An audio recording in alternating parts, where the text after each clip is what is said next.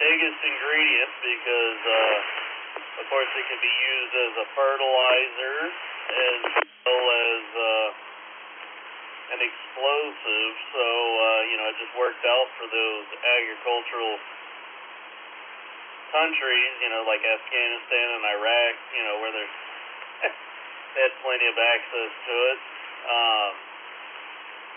And of course, Afghanistan, they have a lot of mining that goes on there, so blasting caps were readily available, and learned a lot about those. But yeah, man, I'm sure that was a whole ton of fun, but yeah, you're not allowed to have that kind of fun these days.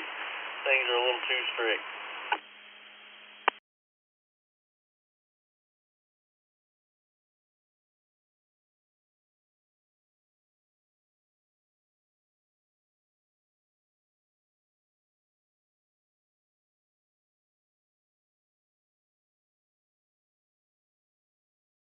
Yep, I do hear that. Well, not anymore. Good evening, ladies and gentlemen, and all the others. This is Alex, W7FTM, along with Vicky, K8VKY. We will be your net control for the Saturday Night Trivia Net number 123. This is a directed net, so all traffic should go through net control. Does anyone have any emergency or priority traffic they were holding until the start of the net? If so, come now.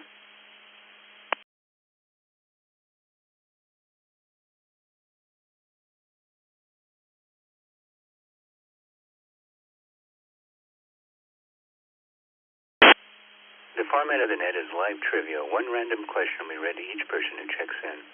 You'll have 3 answers to select from.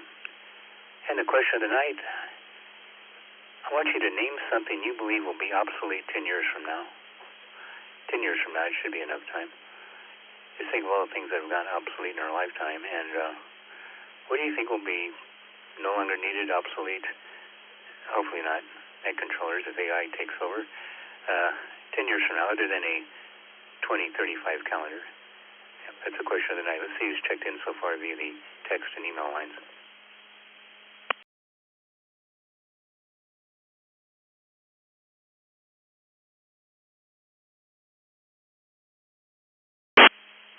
We have KJ6ARR, German George in Scottsdale, Arizona, who plays by email.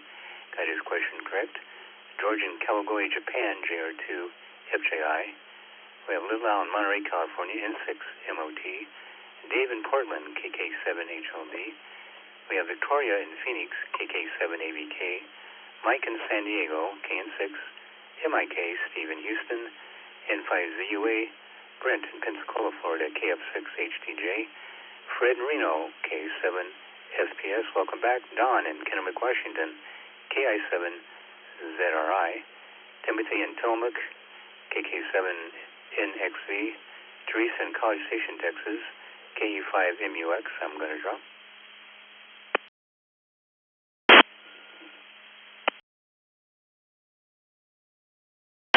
And get it back before somebody else comes in. And we have, Andy in Cheektowaga, New York, W2AJR. Robert in Kelly Ridge, Australia, VK2DY. Scott in Houston, N7FGP. Stephanie and Larry in Elk Grove, California, KN6JLW and KN6JLX. We have Lawrence in Cary, North Carolina, KR4BGL. Sean in Greensboro, North Carolina, K2SBM. Brian in Monticello, Kentucky, AC4BR. Ben in Tempe, Arizona. Welcome back, Ben. KM7CDC. And Ronald in Baytown, Texas, N0XRG. Is there anybody else like to check into the net? Call me with your full call sign phonetically twice, please. ZL4IX, Zulu Lima 4 India X-ray, in and out.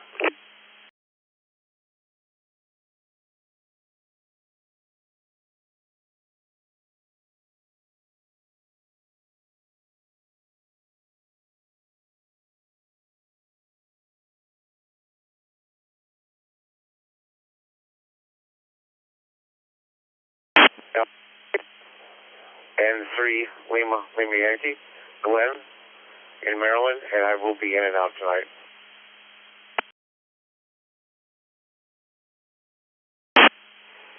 Victor Kilo 3 Alpha, Whiskey Alpha, Victor Kilo 3 Alpha, Whiskey Alpha.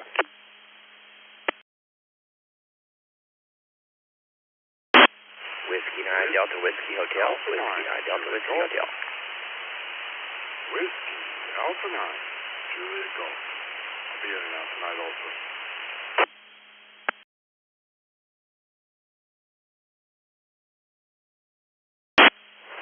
Whiskey 9 Delta Whiskey Hotel, Whiskey 9 Delta Whiskey Hotel. Kilo Juliet 5, Lima Hotel.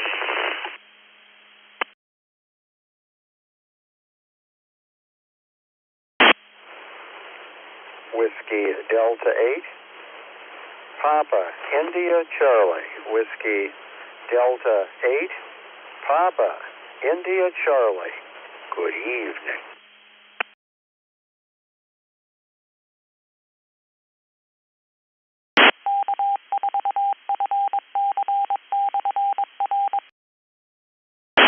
Good evening, and that should be enough for openers. We also have checked in. Have Chris in Hollywood, Florida, KQ4UPK, welcome back. Zachary in New Zealand, ZL4IX, you're in and out, thank you for visiting. Kevin in Valley Springs, California, K6K, JV, welcome back. We have Glenn in Glen Burnie, Maryland, N3 LLY, who is in and out. Daryl in Paradise Face, Australia, welcome back, Daryl, VK3AWA. David in Owensboro, Kentucky, made it tonight, W9, DWH. Jim in Willis, Texas, WA9JG, in and out. Daniel in New Kearney, Texas, KJ5LHY. And Bob in Sylvania, Ohio, WD8PIC. The question of the night is, name something that you believe will be obsolete years from now. And all right, I didn't check the Echo link line. Let's see if George made it. George, Kawagoe, Japan, JR2FJI.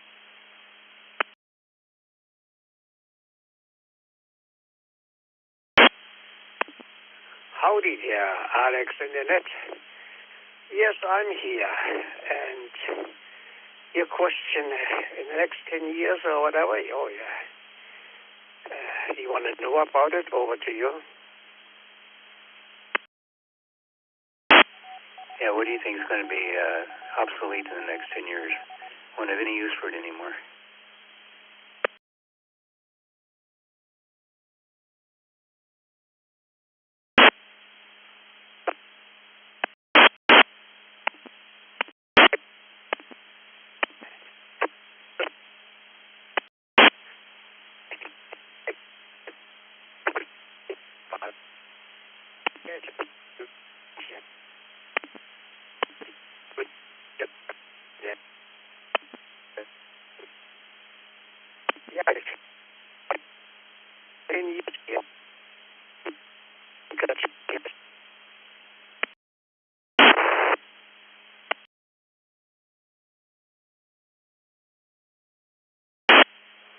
Georgia, it seems we have severe packet loss. Let me get right to the question, and hopefully you'll be able to come back and answer that. Your question is, what's the only opera composed by Ludwig van Beethoven? Was it A, The Marriage of Figaro, B, Fidelio, or C, Roll Over Beethoven?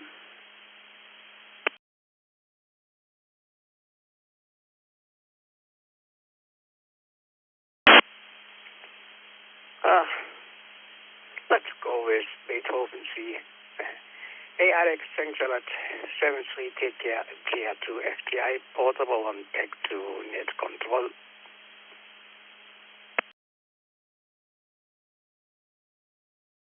Hey, it came in perfect that time. It's B, Fidelio. Fidelio is the only opera composed by Ludwig van Beethoven. And Marriage of Figaro, of course, was Mozart. And Roll Over Beethoven, was that ELO or did you copy it from someone else? Thanks, George. Little Al, Monterey, California, N6, MOT. Name something you believe will be obsolete 10 years from now.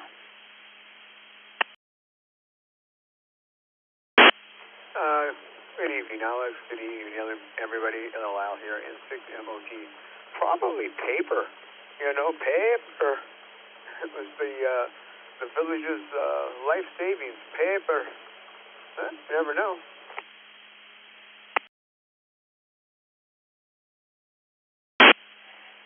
yeah, that would make the printer a lot less hassle, but then would you need the yeah, I didn't think of that. It's a good point. All right, Al, your question is, well, here's one everyone knows. What is a bunyip? A B-U-N-Y-I-P, a bunyip. Is that A, an aboriginal nature spirit that's part fish and part man? B, a small bunion that appears on the side of the foot? Or C, that little hair bun that some men wear on top of their head?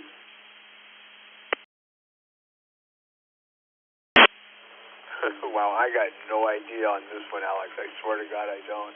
I'm just going to roll the dice on it and go, that thing on the top of the head, the bunyip, the head that the guys wear. I don't know. I'm just guessing. And 6 MOT, 7-3 everybody.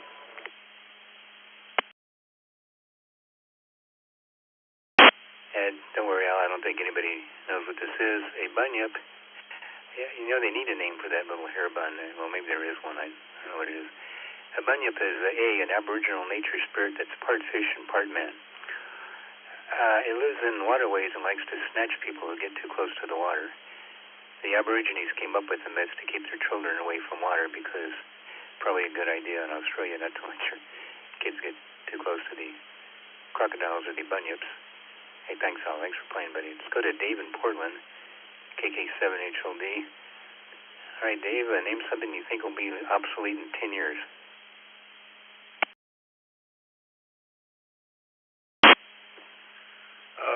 I assume a Blu-ray will. They're getting close to it already. And how are you doing today there, Alex?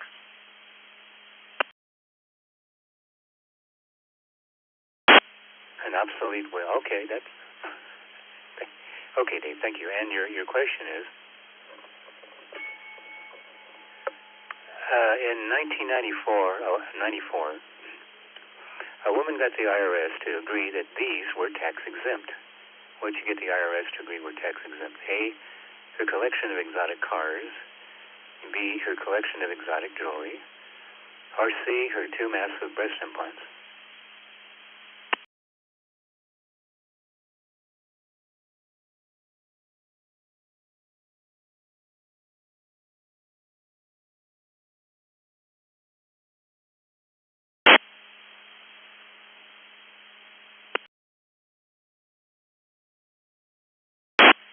Did you get me?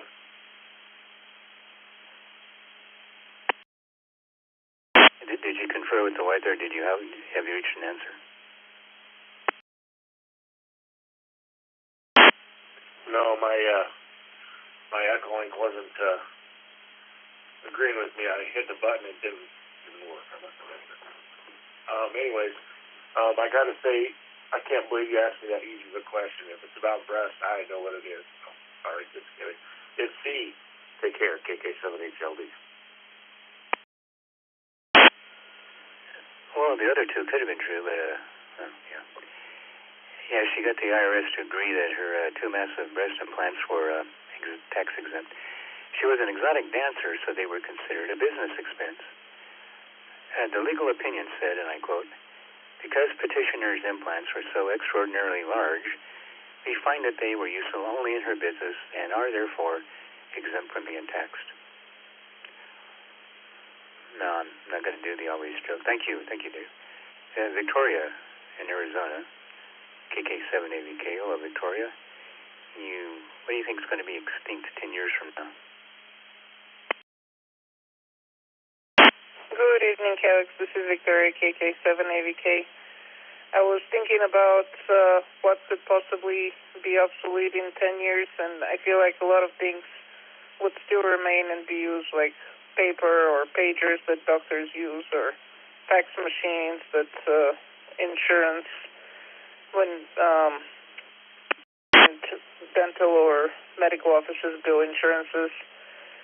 So the only thing that I could think of was VHS players, which probably are already obsolete, but maybe somebody still uses them right now, so I'm just going to say that. Go ahead with the question. A well thought out answer, and yeah, I actually have a couple over here, but we haven't used them in a while. So I got the tapes, though. Your question is, well, it looks like some intelligent jewel thieves working for a collector broke into the Louvre last week and made off with Napoleon's family jewels. Now, built in 1190 AD, what was the Louvre originally used for? Was it A, a palace for the French royal family, B, a fortress to protect Paris from the Vikings, or C, to house French soldiers who screamed insults at people from the castle wall? Your mother is a hamster, and your father smelt of elderberries. You know, what was it?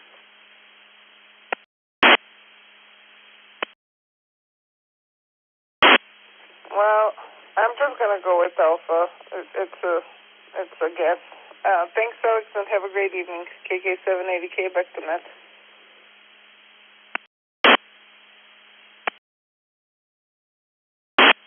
You know, actually, it was used by the French royal family, but only after they built it as a palace to protect from the Vikings in 1190. They were having trouble with those Vikings coming down from the north on the rivers, and that's why they built it originally. But eventually, the Vikings kind of worked their way into the population, and it gave it to the royal French family, the French royal family. Thank you, Victoria. Over to Mike in San Diego, KN6. MIK, Mike, name something you believe will be obsolete 10 years from now. I probably should have gotten 20 years, but I don't know. The way things are changing so quick. What do you think?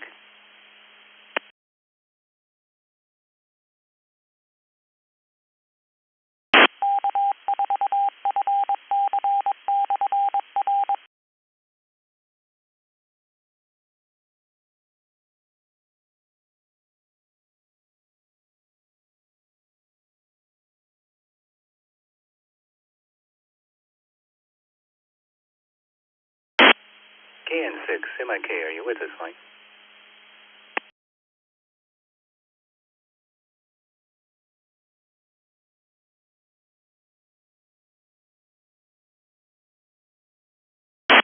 Bog. Steve in Houston, N5, ZUA, name something you believe will be obsolete 10 years from now.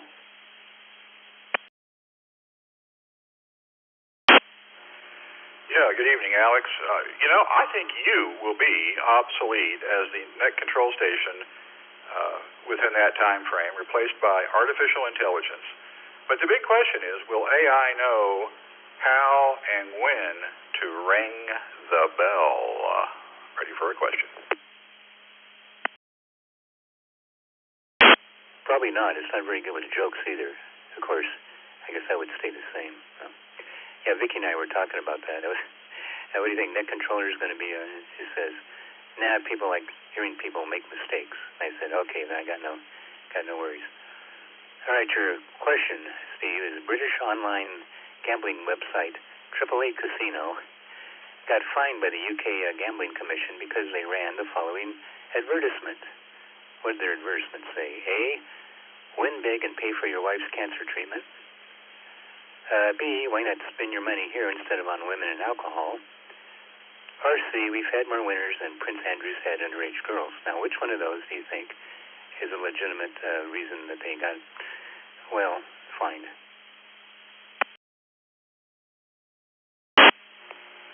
Well, Alex, knowing the British's sense of humor, I would say bravo. Thanks, N5ZUA.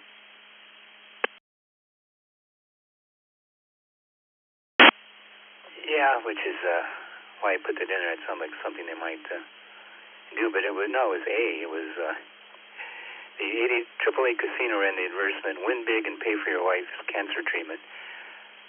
The ad showed a depressed man who had just sold his house to pay for his wife's cancer treatment and discovered the AAA Casino site while waiting outside of the hospital.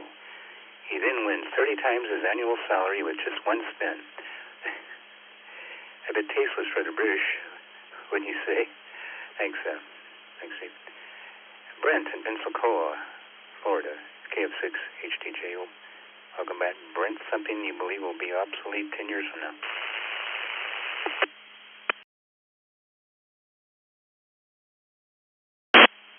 Oh, gosh, I don't know. Let's see. I think they'll finally get rid of all landline telephones. They're already pretty much obsolete, but in 10 years, I think it'll be completely gone. Back to you for my question, Alex.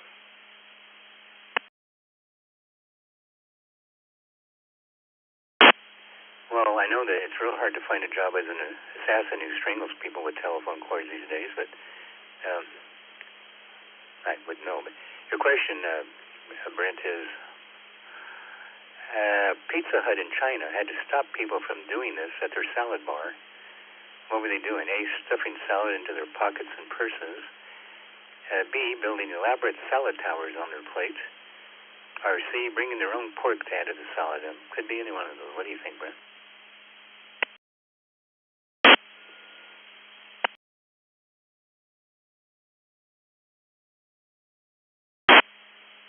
Oh, I don't know. But we'll go with Alpha. Hopefully that's the correct answer.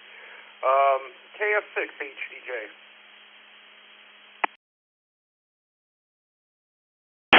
You don't follow the Pizza Hut news, huh? It's no, they were actually doing B. They were building elaborate salad towers on their plate at Pizza Hut in China. Now, I saw these, and it's quite amazing the way the ingredients were balanced on top of one another. Structural engineering must be a required course in the school there because these were real elaborate. So I guess Pizza Hut had an argument, although I would have given the food just for their creativity. Thanks, Brent. Fred Reno, K7FPS. Welcome back, Fred. Name something you believe will be obsolete 10 years from now.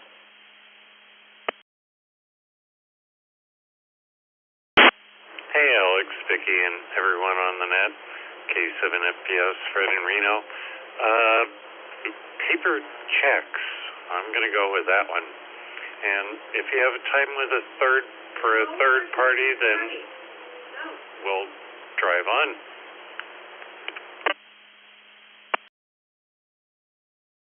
Come on, Jane. Where are you? Chicken? Okay. If she wants to, she can. Paper checks, yes. My wife still writes them, and you should see the look she gets in the grocery store. The clerks, half of them don't know how to handle a paper check. They have to call the special person in just to, it's like a debit card dummy. It's got the bank routing number and everything on it. But, it's, I can't fault the people. It's the businesses. Anyway, your question is, which female stand-up comedian from India,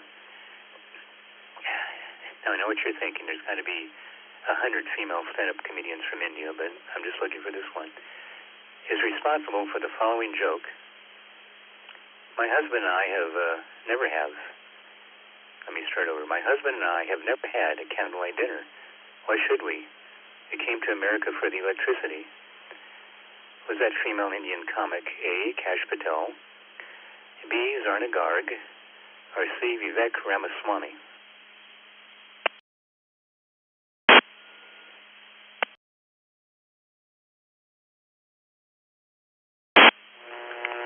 I don't have a three-headed dice available. I'm going to go with Charlie on that one just because. K7FPS, back to you, Alex.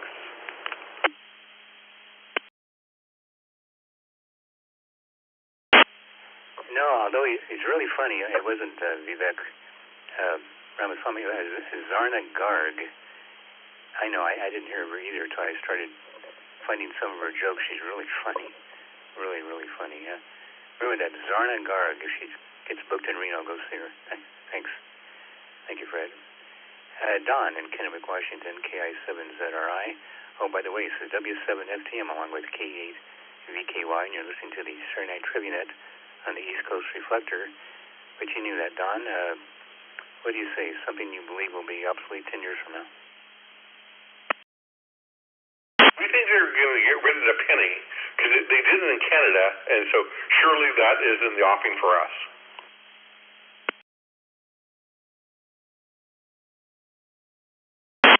Yeah, they keep talking about it. They just haven't done it yet, but it probably is. They're going to force us to go digital anyway. It won't matter anymore, I guess. But so they'll be faced with a fight. Your question, Don, is more obscure news trivia. In 2011, two women in Pembroke, Florida, stole $400 worth of wine from a liquor store by A, drinking the bottles of wine while the clerk wasn't looking, B, putting the bottles of wine in a baby stroller, or C, shoving the bottles of wine up their skirts. You have to go with Charlie. Thanks for doing that there, Alex. Why, of course, it's Charlie. Yeah, they were shoving the bottles of wine up their skirts. The Broward Sheriff's Office released a video of the suspects in action. I guess it's still on YouTube. Now, the wine was later recovered, but the corks were missing, so I made that last part up. The rest of the story is true. Thank you, Don. Timothy in Tillamook, Oregon, KK7NXV. Welcome back. Timothy, name something you believe will be obsolete 10 years from now.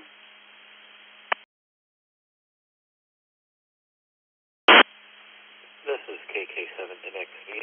I'm going to say business cards might be obsolete in 10 years.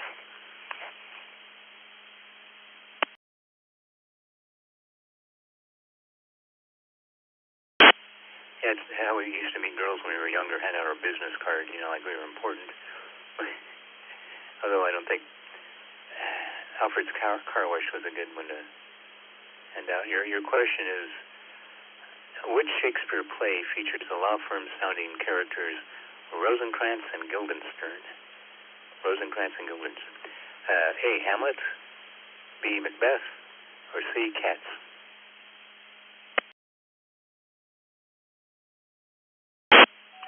I am going to try for Alpha.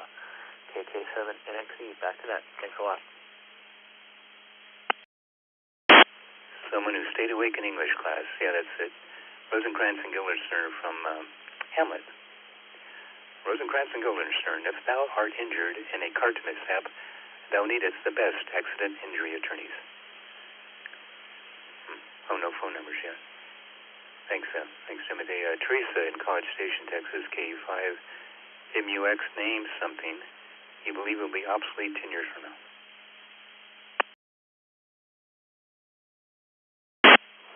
This is KE5MUX, and Rosencrantz and Guildenstern are dead, right? That's actually, anyway. I agree with whoever said paper checks. I get maybe 2 or 3 of them a week, and it's not that we don't train new cashiers on how to run checks, it's just we get so few of them that nobody ever remembers. What's my question, Alex? And they say we old people have trouble remembering. Thanks, Teresa. You got a point. Your question is, what was the primary goal of the progressive movement in the early 20th century? The primary goal of the progressive movement was A, to support the communist philosophy, B, to cause mostly peaceful riots in the streets, or C, to address the problems caused by industrialization and urbanization.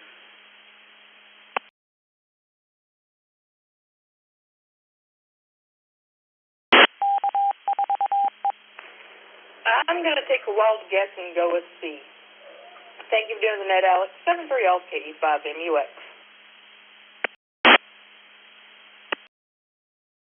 You see, that question was worthy of a college graduate, and you're correct. Yeah, it was the primary goal of the progressive movement in the early 20th century was to address the problems caused by industrialization and urbanization.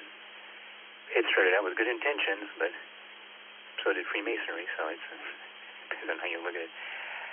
Andy in Cheektowaga, New York, W2 AJR, welcome back. Name something you believe will be obsolete 10 years from now, and don't say me.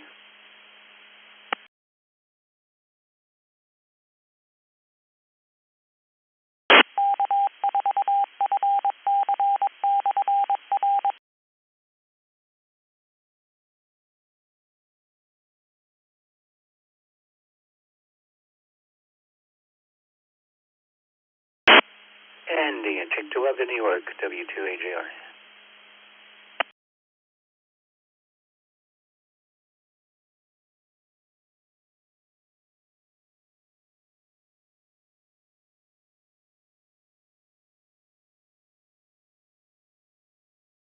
That's okay, you'll probably be back later. It's I think Mike woke up in San Diego, KN6 MIK. Mike, are you with us? And if so, name something you believe will be obsolete 10 years from now.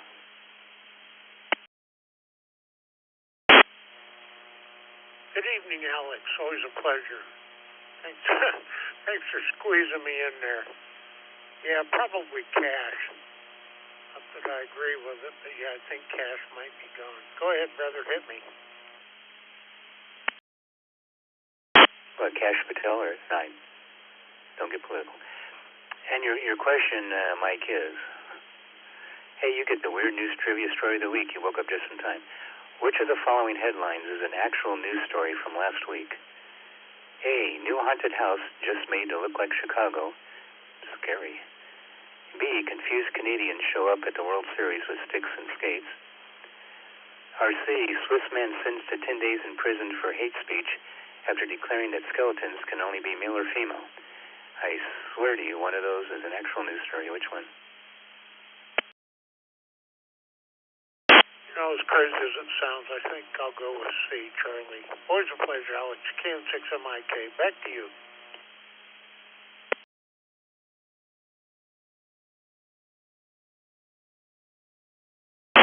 Yeah, that's it.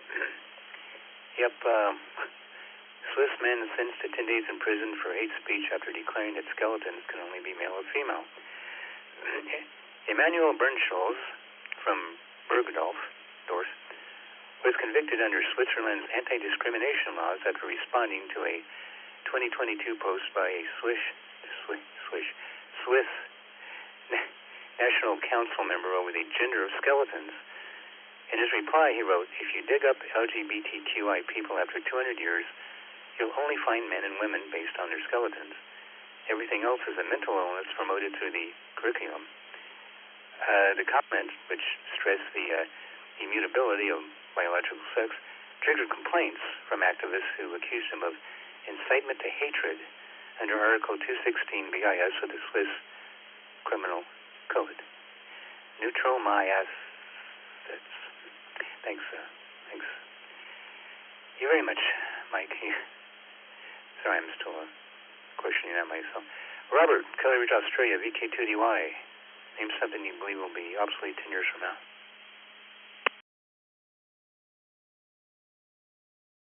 Hi, Alex, this is Robert to VK2DY.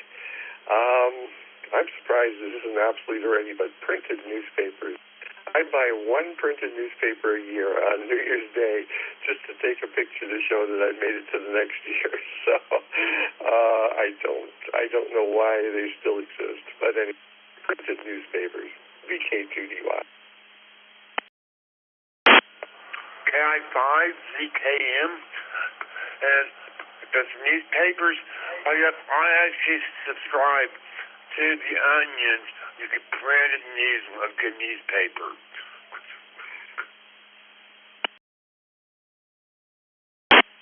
Although I agree with that comment, if you could hold up to the end of the net, we'd appreciate that, but that is a good point.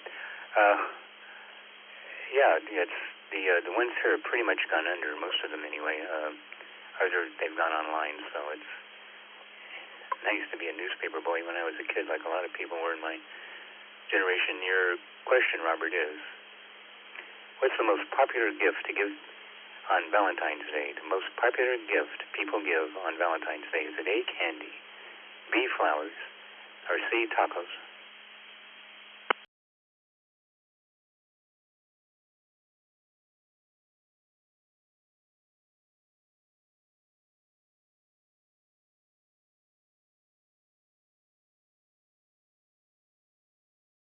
About that, hit the transmit button. Well, let's stay away from C because there's some adult content that could be involved with that. But let's go with T, VK2DY.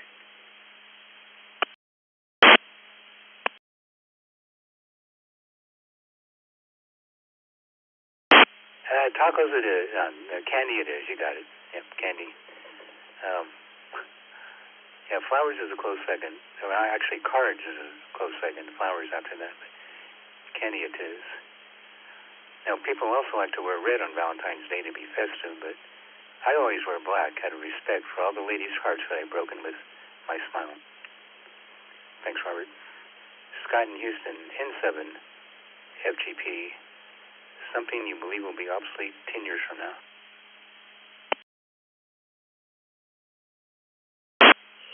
Good evening, Alex. Well, maybe the Onion newspaper. I don't know. No, anything that lasts longer than 10 years, I think, is going to be gone. It's going to be obsolete. They're not going to make anything that lasts that long. Ready for a question?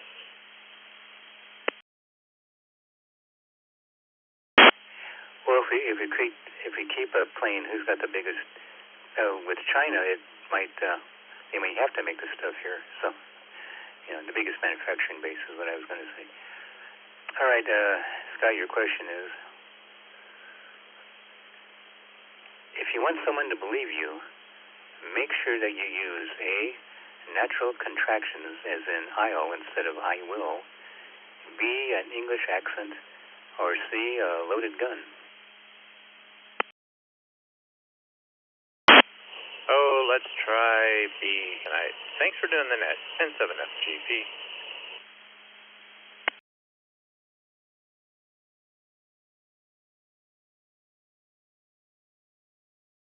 Hi, Governor. You missed that one. It's actually A, natural contractions. Other than the English accent would probably help. Yeah, it's in I'll instead of I will. If you say I will instead of I'll, it sounds like you're a liar because liars avoid using natural contractions. For example, I did not have sexual relations with that woman. Somebody I remember from the past. Thanks, Scott. At a W7 FTM in Scottsdale, Arizona, going next to Stephanie and Larry in Elk Grove, California, KN6 JLW and KN6 and JLX. All right, guys, something you believe will be obsolete 10 years from now. Alex, this is Larry KN6 JLX along with Stephanie KN6 JLW, and our consensus is American common culture. Go ahead with our question.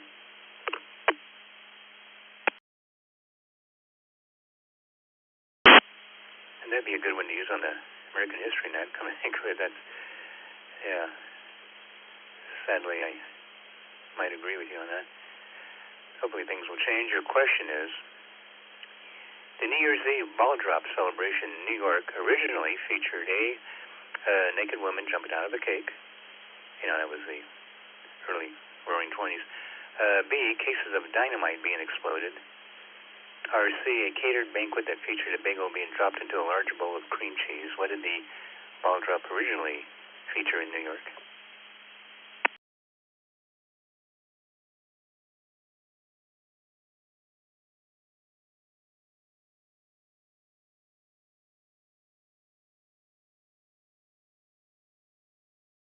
I'm going to go Alpha, and Stephanie's going to go Bravo. Thanks for doing the net, Alex, and we'll talk to you tomorrow.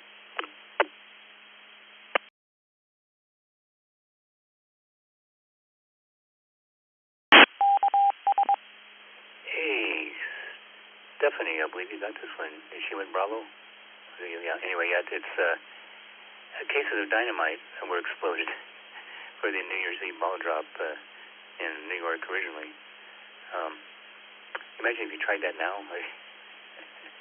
Ooh, the police, the terrorists. Anyway, yeah, that would not be a good idea. Thanks, guys. Appreciate you being here. Let's go to Lawrence in Cary, North Carolina, before it gets too late. KR4 BGL. All right, you got your pulse on technology there, Lawrence. What do you think is going to be obsolete 10 years from now?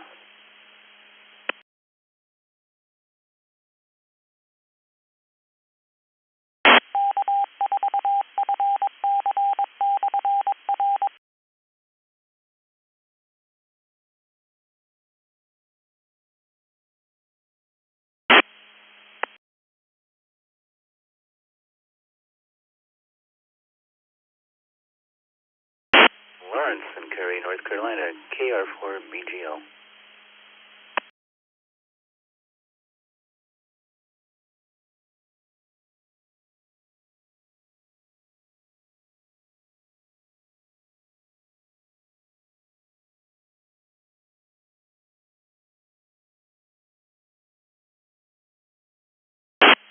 maybe later tonight is young. Let's go to Sean in Greensboro, North Carolina, K2 SBM.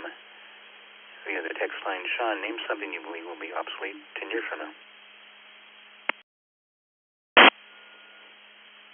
Okay, you take my check-in, Alex. K2 SBM, Sean. I'm going to go with physical credit cards. That's my answer. Physical credit cards, I guess everything's going to go to phone, but like it or not, that's my answer. And I'm ready for my question. Thank you much.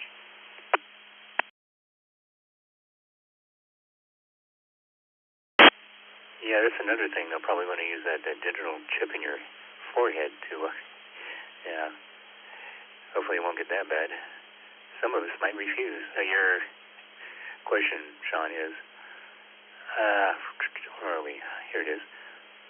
Which actor portrays Gandalf in the Lord of the Rings movie trilogy?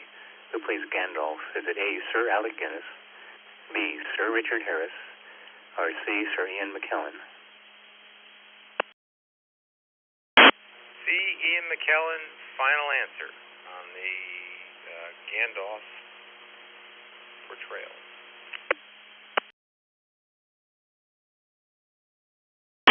Yeah, I always get him mixed up with the Harry Potter guy, Sir Richard Harris, but you're correct. Yeah, it's Sir Ian McKellen. You know, according to The Hobbit, Gollum was once a normal man. The biggest mistake he made was putting on that ring. It drained him of his youth and vitality and eventually drove him mad. I think I got one of those rings when I got married. Thank you for playing, Sean. Let's go to Brian in Monticello, Kentucky. AC4BR. Something you believe will be obsolete 10 years from now. What say you, Brian?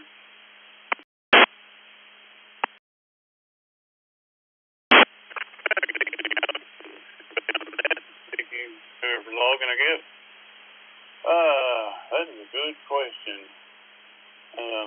Some may argue personal PCs, the way everything's going to the cloud.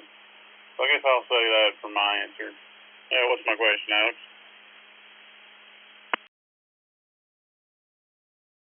They'll take away my PC when they pry my cold dead finger off the keyboard. Not very original, was it? All right, Brian, your question is, which continent is known as the dark continent? The dark continent, is that A, Africa, B, Australia, or C, Europe? And it's getting darker every day. What do you say, Brian? Well, that's a good question. I assume we're talking about sunlight. I'm not sure. I'm kind of afraid to ask. But anyway, I'm going to go Australia just because it's probably the farthest south out of all those. It's probably wrong, but anyway. Hope everybody has a good night. This is AC4BR.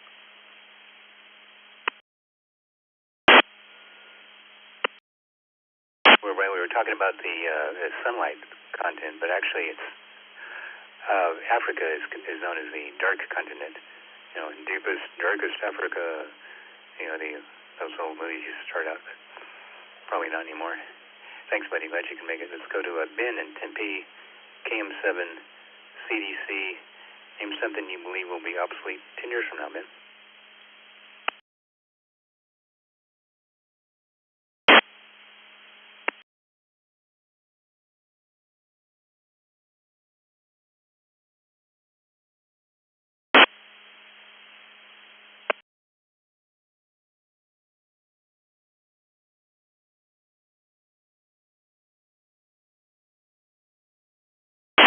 Hey, Ben, you make it into the repair KM7 CDC.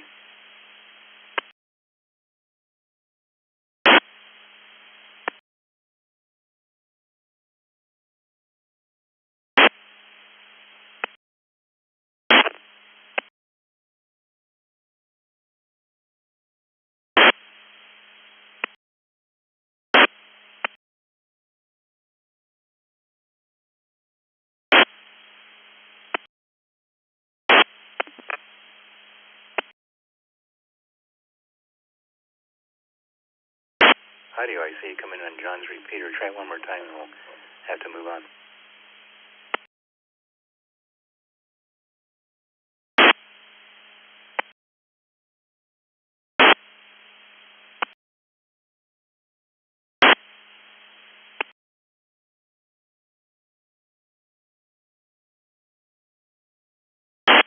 nothing. We'll have to try again later when we get through this round. We'll be calling for more check-ins here not too long.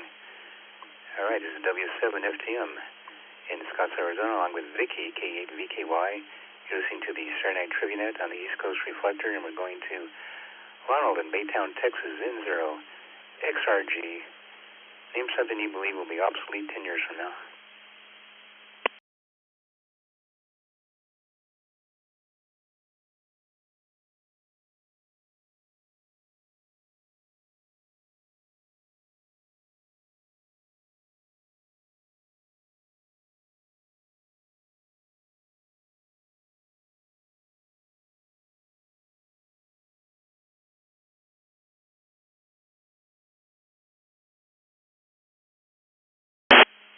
Ronald, I got the calls for N0, XRG.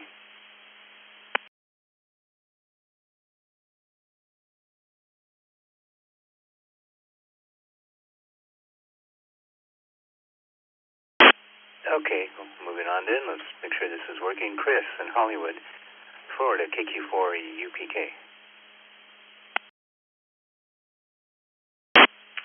Hey there, Alex, Vicky, and everybody on the Trivia Net tonight. I think I would say that the old copper landline is probably going to fade out in the next 10 years. I'll be ready for your question. Hopefully you can hear me. Oh, yeah, loud and clear, Chris. Yeah, we still have a landline just for backup, and they keep charging us more and more for it. They should be charging less and less since we're having fewer and fewer people on their bill list, people going to cell phones. All right, the question is, what's the longest word in the English language that contains no standard vowels? Longest word in the English language that contains no standard vowels. Is it A, chrysalis, B, rhythms, or C, Leonard Skinner?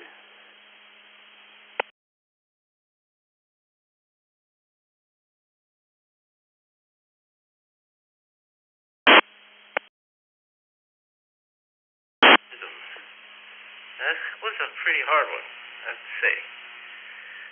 I hope I'm right.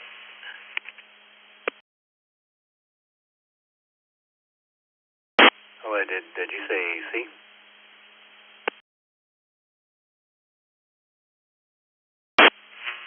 I said bravo, rhythm. I think I went with B. All right. So hopefully I get it right. Oh my gosh. Well, I was going to celebrate you for being a true Floridian and saying Leonard Skinner, but it is B. You're right. Rhythms. It's got the Y in there, but it's not a standard vowel, and it's the longest English language word that contains no standard vowels, which is odd. You'd think there would be some chemical name or something longer, but nope. It's rhythms, which I don't have. Thanks, Chris. All right, next up, Kevin in Valley Springs, California, K6 King James version. All right, Kevin, name something you believe will be obsolete 10 years from now. Hello, Alex, Vicky, and everyone else on the net. Well, Alex, as I look up towards the eastern sky, I'm hoping and praying that it's politicians.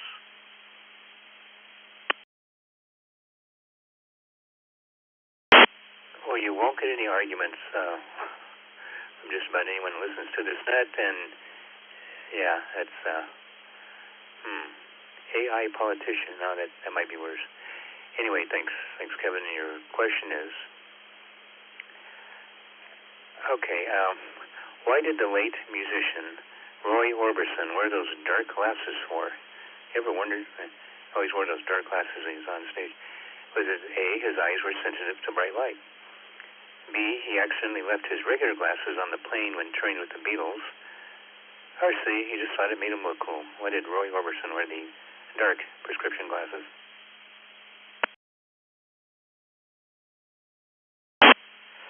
Well, he seems like the type that would do it just because it made him look cool. So I think that was C, Charlie. God bless and 73-1. Back to Alex from K6KJV.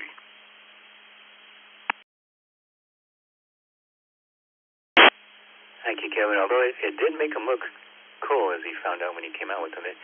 He actually started using them because he accidentally left his regular glasses on the plane when he was trained with the Beatles.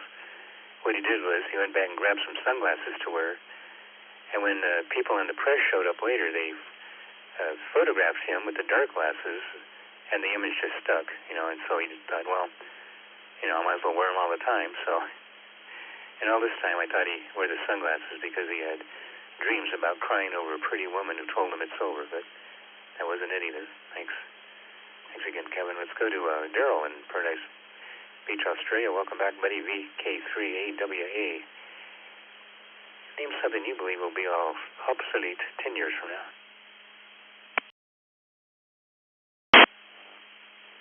Good evening, Alex, Vicky, and listeners. I think lithium batteries will come to the end of their life. By then, they seem to cause more damage than good with the fires they produce. So I think they'll get phased out, Alex. Back to you. Oh, yeah, lithium batteries. So there won't be any more fires in airplanes that brings a plane down crashing and horrible death. Yeah, they probably won't mind that. They'll keep making them as long as it's profitable, but I hope you're right.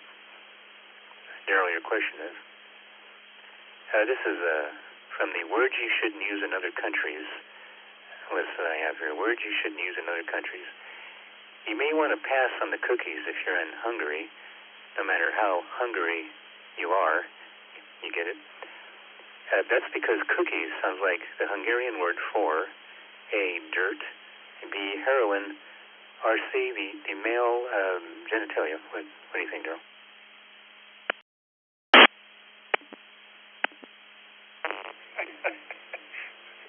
I've tossed my three-sided coin, unlike Fred's dice, and I've come up with C, Alex.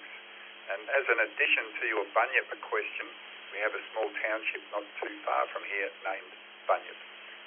Thanks for running the net, Alex. Good evening, everyone.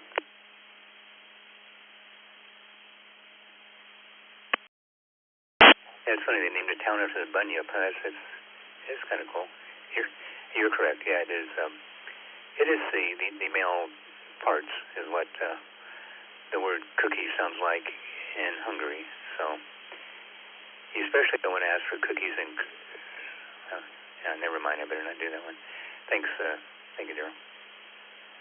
Back over to David, Owensboro, Kentucky, W9 DWH. Name something you believe will be obsolete 10 years from now. Roadkill? No, probably never going to stop. What do you say, David?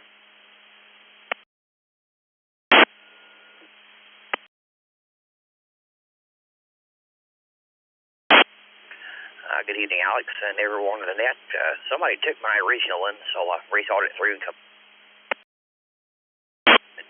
The LTE, like we use on our phones, I was reading for T-Mobile is going to completely turn off LTE except for one band. Within the next couple years, all their other bands will be 5G, and my guess is all the other carriers will follow suit.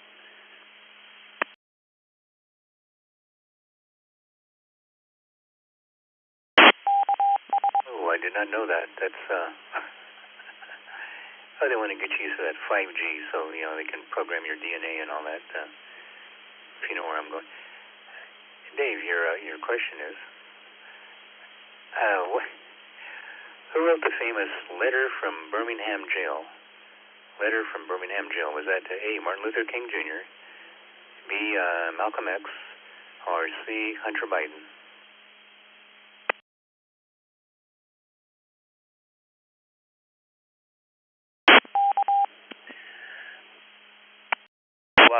We'll just take the card off the top of the deck and guess Alpha. Thanks for running the net as always, and hope to catch everybody next week. W9 DWH. And you're correct. Yeah, it was Martin Luther King Jr. that wrote the letter from Birmingham jail. Know your history. Thank you. Thank you, David.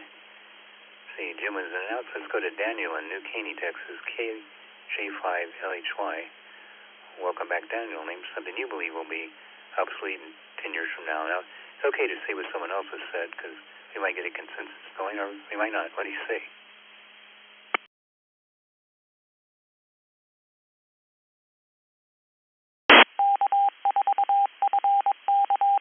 This is KJ5LHY, Daniel here in New Caney.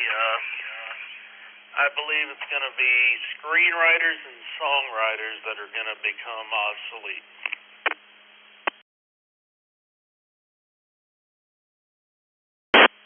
Yep, another AI job that might get taken over. I'm concerned about the couriers too. There's all these autonomous cars we have running around here that might decide just to lay off all the delivery drivers, couriers, but yeah, that's another one I hadn't thought of.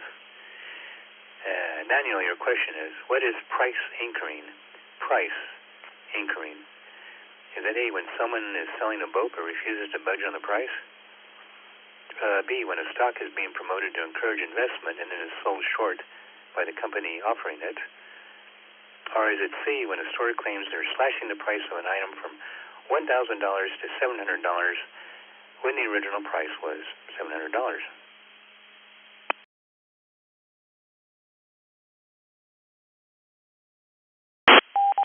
Well, I cannot honestly say I know, but I'll guess with B. Back to you, Alex.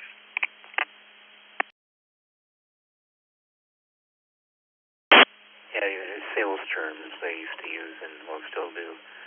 But it's price anchoring is C, when a store claims they're slashing the price of an item from $1,000 to $700 when the original price was $700. A lot of people do, a lot of stores do this.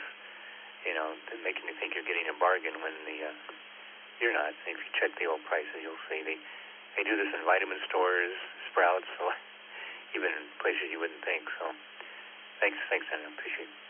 Hate you checking in. This is W7FTM in Scottsdale, Arizona, going next to Bob in Sylvania, Ohio, WD8 PIC. All right, Bob, name something you believe will be obsolete 10 years from now.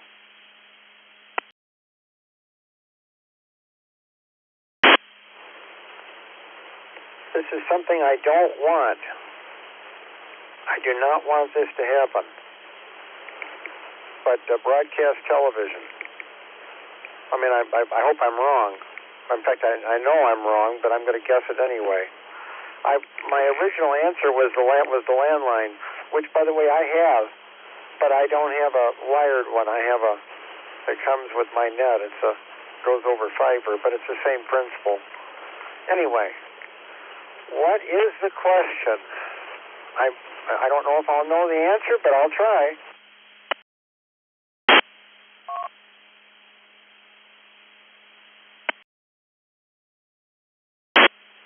Yeah, I didn't think of that one. You could be correct there, Bob. You got a point. Your question is, the term Gilded Age refers to which time period in U.S. history? A, the mid-1970s, when Saturday Night Live had comedian Gilda Radner, and the show was actually funny. B, the 1950s. Or C, the 1890s to the early 1900s. What was the Gilded Age?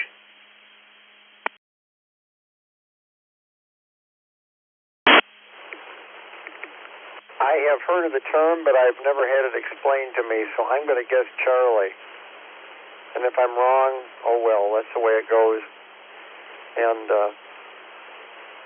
everybody have a great rest of the evening, wherever you are. Evening, for people that are listening in other parts of the world, morning, afternoon. And pray that I can get a dipole working before winter. It's up, but I have a very steep roof, and I need, the roofer is going to come back at some point and do the up top work. So hopefully I can get that done before winter. Back to that.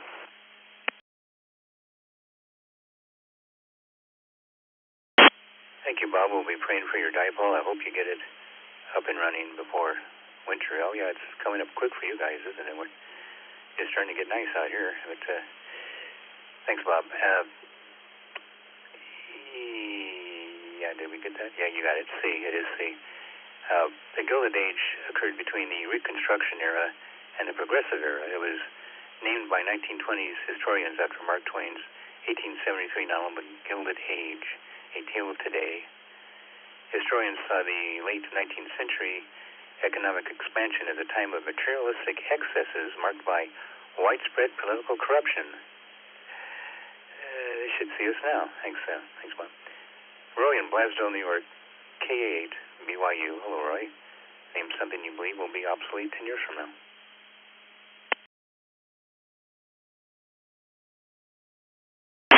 Good evening, Alex, Vicky, and everybody on the net. KA8 BYU. I'm going to go with career politicians. I think they're going to finally have to put term limits on some of these fossils.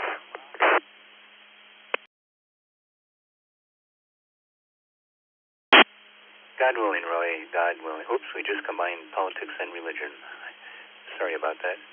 East Coast Reflector, your question, though, Roy, is what was the name of the first U.S. Constitution? Did you know we had one before the current one? The first U.S. Constitution, what was it called? A, the Articles of Confederation. B, the Federalist Papers. Or C, the United States Quick Start Guide.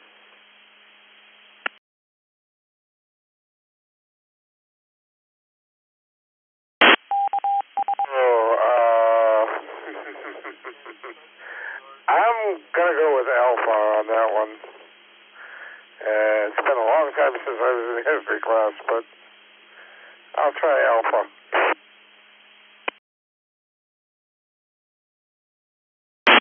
And Alpha is correct. Way to go. You stayed awake in history class, in American history class. Yeah, the Articles of Confederation. I asked some of these on the American History Trivia Net we do locally in Arizona last week, so some of the people here will participate in that. I'm just making sure I don't ask the same people the same questions. But you got it. You got it, Roy. Thank you. Let's go to Alex in Pasadena, Texas, KD5, AJZ. Welcome back, Alex. Name something you believe will be obsolete 10 years from now. Hello, Alex and Vicky and everyone else on the net. I've really been thinking about that. A lot of things I think will go away. But probably one that can be pretty sure, and it's already starting slowly, is coins. I really think that they'll eventually do away with that entirely. Then along with credit cards and who knows about paper money, they can just make as much of that as they want anyway. I'm ready for my question, Alex. All right, Alex. Yeah. That's, well, I'm going to do with all those extra coin. I want to have a big jar to stick it in and get my lunch money from, but we'll figure something out. All right, Alex, your question is, what year did the United States land on the moon? What year? In which year did the United States land on the moon? A, 1970. B, 1969. C, we didn't land on the moon. It was done in a studio. Thank you, Stanley Kubrick.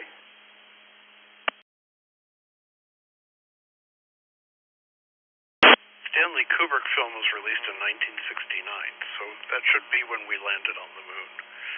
At least that's my guess. I'll go for it there. Have a great evening.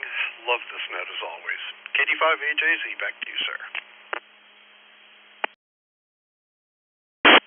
Yeah, because you keep getting all the questions right. That's you figured out the hint there too, which is correct. Yeah, 1969, and yeah, 2001: A Space Odyssey, same year. That's funny. Thank you, Alex. Andy in Cheektowaga, New York, W2AJR. There you are. Name something you believe will be obsolete 10 years from now. Good evening, Alex. Everybody on the net. Boy, there's so many things. AM radio and actors and actresses. But I'm going to say common sense because it's waning as we speak. Thank you, Alex.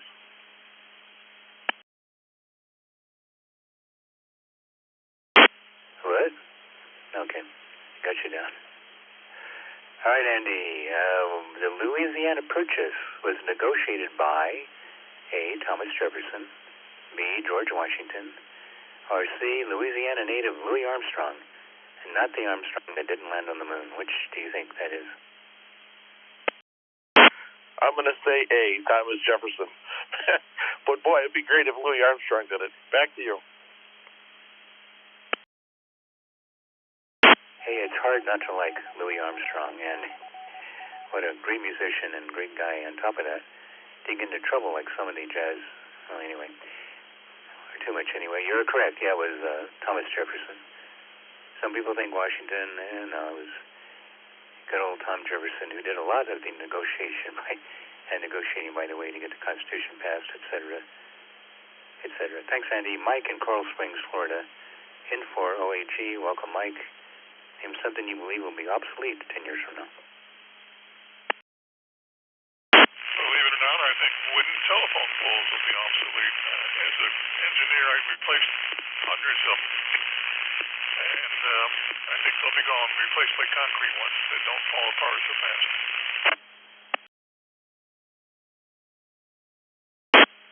Mike, could you come out here to Scottsdale and replace the one that's in our backyard? It's a wooden one. It's got power stuff on it too, but it's also a telephone pole, and it's still up there. It's leaning a little bit. My wife worries every time there's a monsoon storm that it's going to land on our roof. So I'm not too worried because it's her bedroom that's on that side of the house. But yeah, she's concerned about that. Your question is, which U.S. state was once its own independent country before joining the Union? Yeah, which state was its own country before joining the Union? Was it A, Texas, B, Rhode Island, or C, which still thinks it is? What do you say? I didn't hear your C choice. Can you say it again? Yep, the choices are A, Texas, B, Rhode Island, or C, California, as to which state was an independent country before joining the Union. I'm going to go with Texas.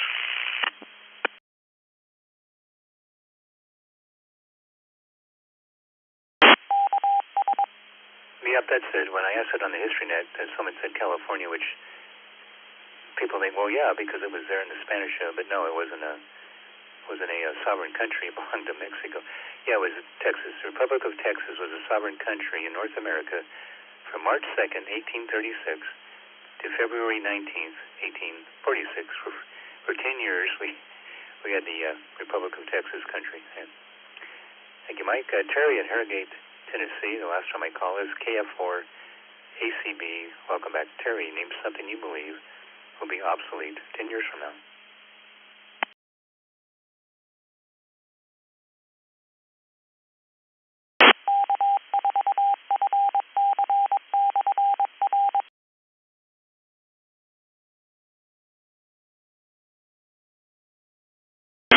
Apparently, Terry's internet connection. Terry in Harrogate, Tennessee, KF4 ACB. I'm sorry. Yeah, I picked up the wrong microphone. I said the first thing probably going to be obsolete in 10 years is me, and then I said newspapers probably. They're about gone now. Broadcast TV, I agree with. AM radio broadcast, probably, and pennies because they're headed that way now.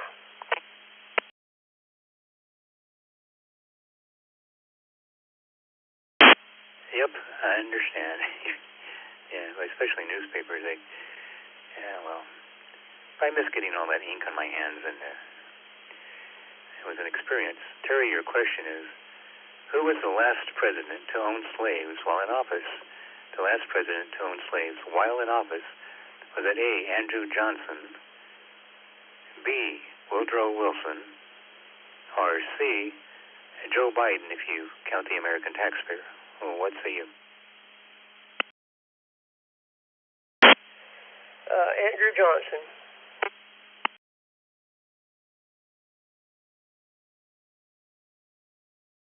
Yeah, very good. A lot of people don't realize that. Andrew Johnson, the guy that was he the vice president before he took over after Lincoln? Yeah, it's Andrew Johnson was the last president to own slaves while in office. Thank you, Terry. All right, that's the end of my list.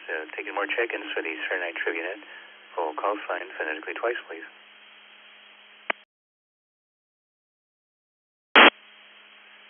Kilo 4, Bravo, Romeo, K4 BBR, voice. KC1 QPL. KC1 QPL. Good evening.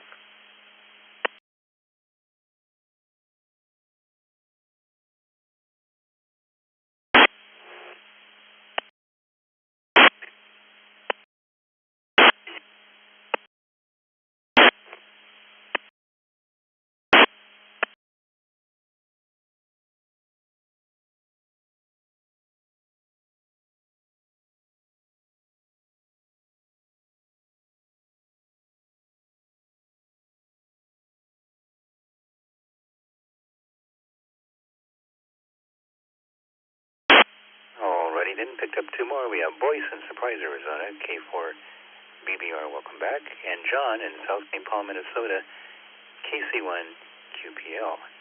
Thanks for stopping by, guys. The question of the night is, name something you believe will be obsolete 10 years from now. Over to Boyce, K4 BBR.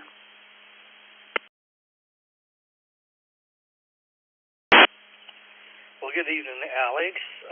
If nobody else has already said it, I would think remote controls would be gone. Either we'll just think it and the channel will change on the TV. I mean, it's already going that way with Alexa, and she just heard me now. She's going to ask me something. And Siri, all those other voice-activated things. So I'm going to say remote control.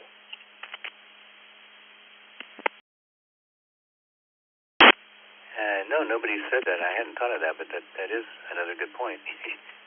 If you could just say or think where you want the TV to go, maybe I better not go to. But yeah, you're right, Alexa. Of course, Apple hasn't really got down the speech to text real good yet. If anybody who's messaged me on my iPhone knows. Sometimes it doesn't come out right in an embarrassing way, but hopefully they'll improve on that. All right, boys, your question is, a battle between a British ship and a German ship on Africa's Lake Nyasa during World War I, obscure history for you, resulted in A, the fake capture of the German ship by the British ship, whose captains were close friends, B, the first time in history that all armaments on two ships in battle failed at the same time, or C, the largest naval battle ever fought in a freshwater lake. I think I got that all. What do you say, boys?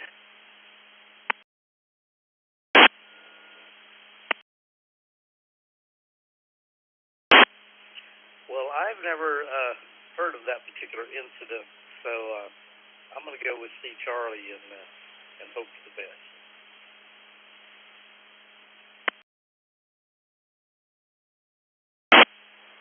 Well, you do tend to draw the odd, difficult questions, don't you? It's A.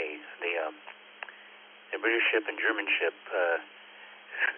they faked the capture of the German ship by the British ship, whose captains were close friends. The British captain shot the German ship once, then faked the capture of its captain so they can continue their decade-long friendship and drink beer together like they've been doing for all that time while in remote Africa. So it's, I like stories like that people getting along even though governments may disagree. Thank you, boys. I hope to hear you tomorrow night. John in South St. Paul, Minnesota, KC1 QPL. Oh, John, name something you believe will be obsolete 10 years from now. Well, good evening, Alex. Thanks for having me. Thanks, Vicki, on the log, KC1 QPL.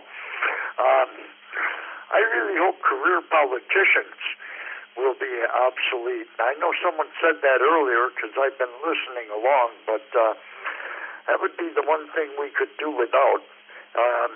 Other than that, I think lithium-ion batteries will go the wayside. And someone else said that too, but I'll go with lithium-ion. What is my question?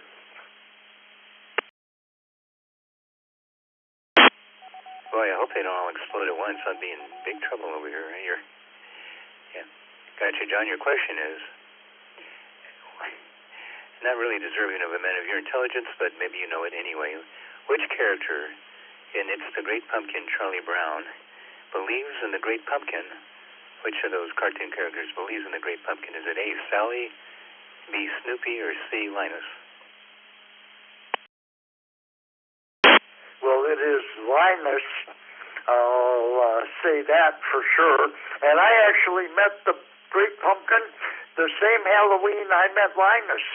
So I'm all in on that one. Have a good night. Thanks for having me, buddy. Take care. See you next week. I hope you got an autograph. The guy that used to do those cartoons lived about 2 miles north of me here. A great guy, Bill Keene. You're correct. Yeah, it was Linus. And by the way, you can tell Halloween is getting close. Last week, a local egg farm in Phoenix had to call out a Catholic priest when they noticed several of their hens were levitating in midair. Yeah, it turned out to be a poultrygeist. Sorry. Taking more check-ins for the Saturday Night Trivia Net. Full call sign phonetically twice, please. This is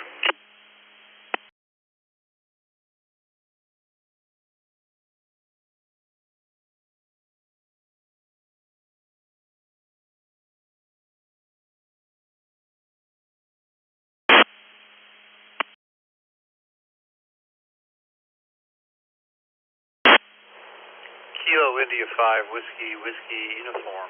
Kilo India 5 Whiskey Whiskey Uniform. Lyndon, Houston. Good evening.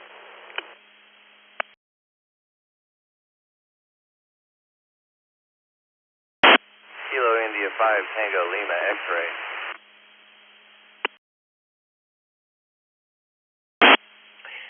Kilo Delta 9 Zulu Delta Romeo. Kilo Delta 9 Zulu Delta Romeo. Kevin, normally in Chicago, but in East Lansing, Michigan right now. November 4 Romeo Hotel Echo. November 4 Romeo Hotel Echo.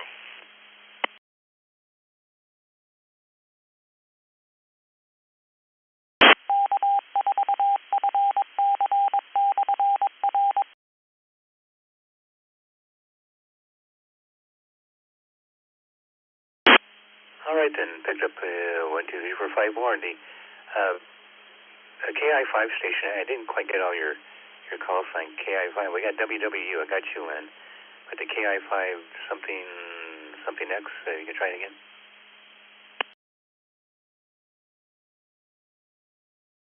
Kilo India 5.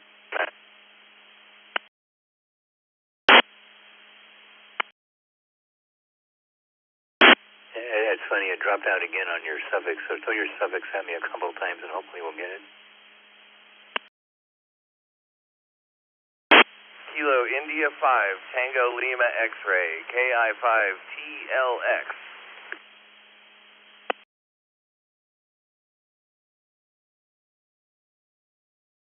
All right, Ken, loud and clear that time. I think Vicky knew who you were anyway, so we would have got you one way or another.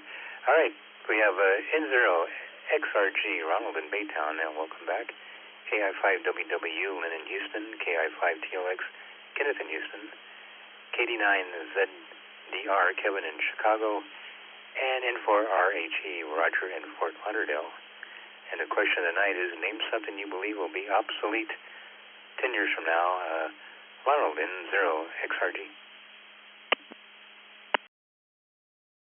X-ray Romeo Golf. You got Ron in Baytown. Yeah, sorry about the technical difficulties earlier. Thanks for running the net. Howdy, Vicky. I'm going to say the common billfolds, or wallet, depending on which side of the country you live on. Yeah, it may be gone before 10 years, but yeah, that thing will be gone, be replaced by chips and who knows what else, your phone, etc. So, NOXRG, back to you for a question.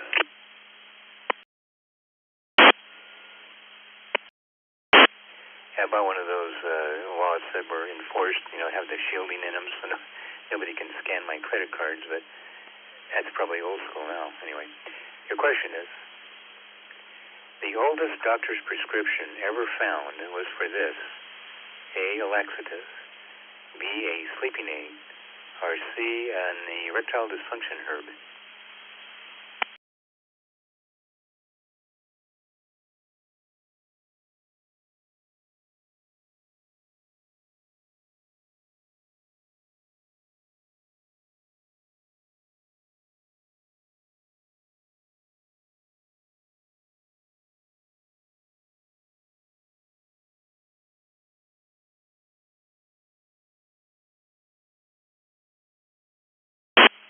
Ron, are you still with us? Do you need the answers again?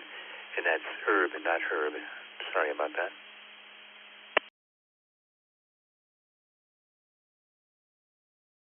I hate to get backed up, even way back when. Yeah, the oldest doctor's prescription ever found was for A, a laxative, B, a sleeping aid, or C, a erectile dysfunction herb. Roger. Yeah, not sure what's going on. Maybe I'm not hitting the repeater or something, but we're going with alpha for final answer. Yeah, you bet. Oh, yeah, laxative. Yeah, you got it. It was written in ancient Egypt on a papyrus scroll in 1500 BC and was a prescription for a laxative made from fenugreek seeds, which you can buy in the health food store today for the same thing. So I think they're onto something. Yeah, you got it, Ron. Thanks, buddy. Let's go to Lynn in Houston, KI5WWU. Name something you believe will be obsolete 10 years from now.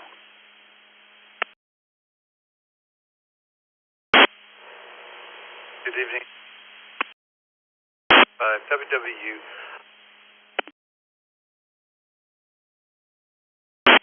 Computer mouse will be. Question, sir.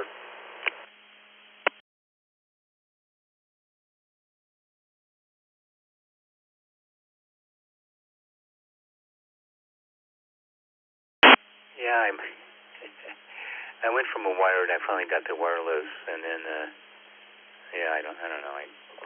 I'll probably keep my old equipment and go Linux if I have to. Speaking of Linux, Lynn, your question is okay. Let's see. I hope you're a salesperson because this is another sales question. Last one. A technique used by salespeople to make you choose between two options that both favor the salesperson is known as A, cohesive persuading, B, the presumptive close, or C, all roads lead to sale.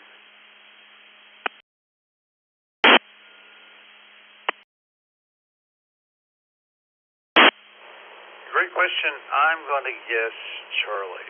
Back to you. Thanks for running that. KI5WWU.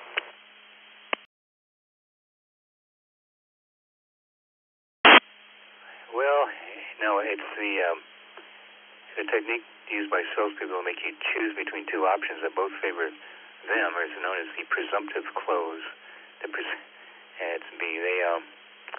The salesperson acts like you've already decided to buy, not giving you a chance to say no, only yes to one of two options, making you think that you have a choice and are in control. No, you're not, but they want you to think that. So I used to do phone sales work when I was younger. I'll never go back to that again. And they required you to kind of badger people, and I didn't care for it, but that was one of the techniques. Thanks. Thank you very much, Ken. All right, Kevin in Chicago. I'm sorry, Kenneth in Houston. Wait a minute, where am I? Oh, yes. Kevin in Chicago, KD9, ZDR. Name something you believe will be obsolete 10 years from now.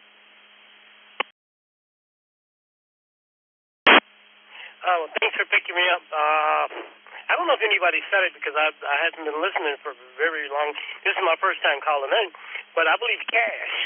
My thing is cash will be obsolete in a couple years. Yep, unfortunately, there are several people that agree with you, and it looks like cash is going the way of the. No, I better not. Hi, Kevin. Yeah, by the way, welcome to the Saturday Night Trivia Net. You are new. Sorry about that. I meant to welcome you. And your question is, until 1987, there was no television broadcast in Iceland, A, anywhere in the country, B, only on Thursday, or C, that featured drinking and smoking. What did they, which kind of television broadcast did they ban in Iceland? Or, when did they, I don't know. You know what I mean. I'm taking a guess here. This is a guess. I would say C, the no drinking or smoking thing.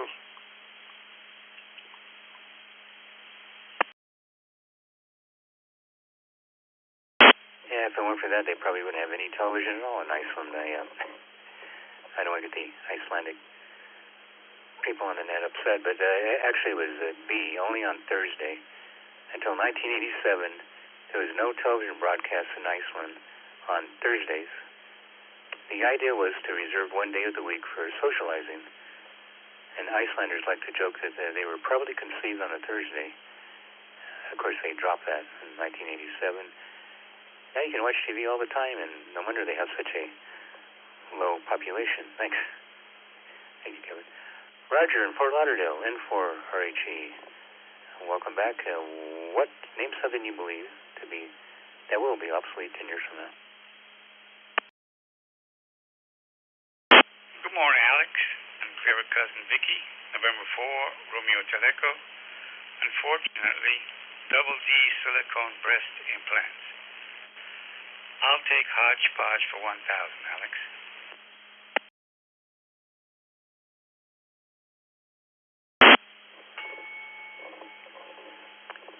Thank you, Roger. Boy, what's she going to deduct her taxes? I don't understand. She won't get the write-off. Never mind.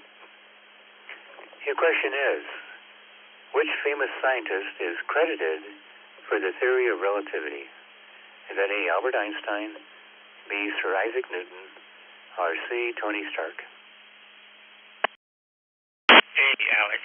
Have a good night.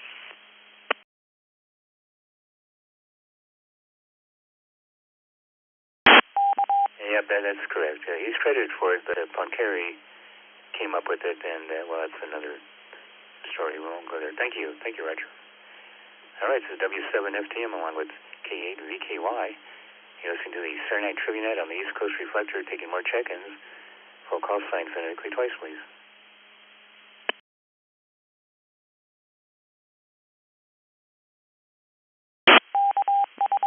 Is it L2 Charlie Kingo from Skillen? Good afternoon there.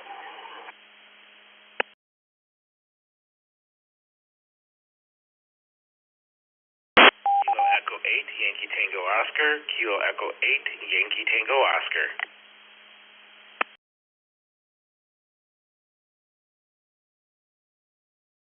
Schedule a golf.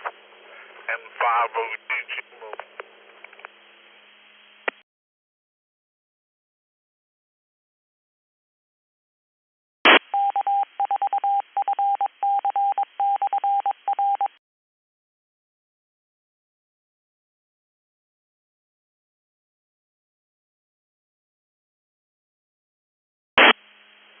All right, thanks for checking in. I got ZL2CT, Sean, Masterson, New Zealand. We have K8YTO, Michael in Grand Rapids, Michigan. And N5OZG, Joe in Metairie, Louisiana. I have to tell me how to pronounce that, Joe. I'm sorry. And the question of the night is, let's see. Oh, wait a minute. Kenneth in Houston, KI5TLX. I think we may have skipped you accidentally. Are you still with us? KI5TLX, I'm here. I'm sorry about that. I wasn't reading the spreadsheet right. Vicky did it right, and I just misread it. Question of the night, do you name something you believe will be obsolete 10 years from now? I'm going to go with Bluetooth. I think Bluetooth is not working very well, and maybe that'll be out. Or Universal Serial Bus, USB.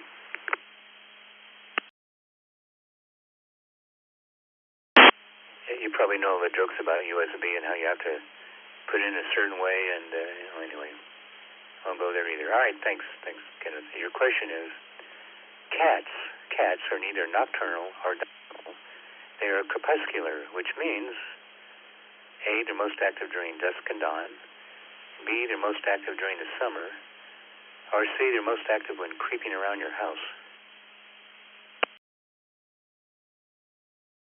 Active when creeping around your house, absolutely.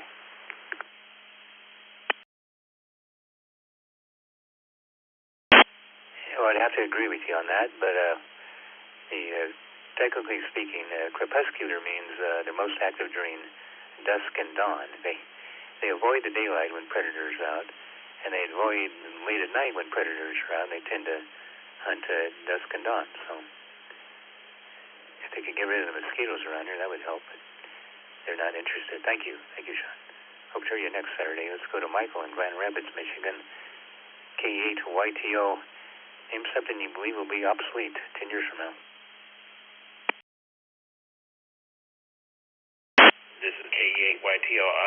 Obsolete from 10 years from now, I would have to say cash payments. Yeah, we'll go with that.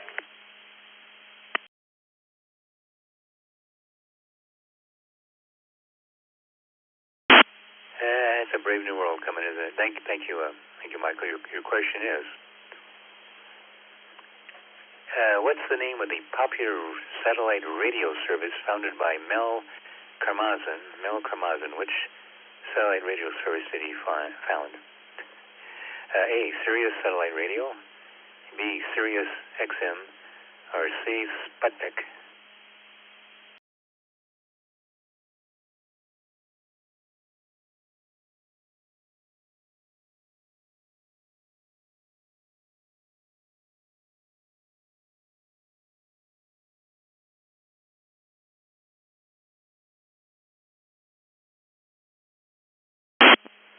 Well, there's Sirius Satellite Radio and Sirius XM, but I guess what you pointed out is correct, and so I'll have to give it to you. It's Sirius XM, but yeah, like you said, so Mel Karmazin, yeah, I guess that's it.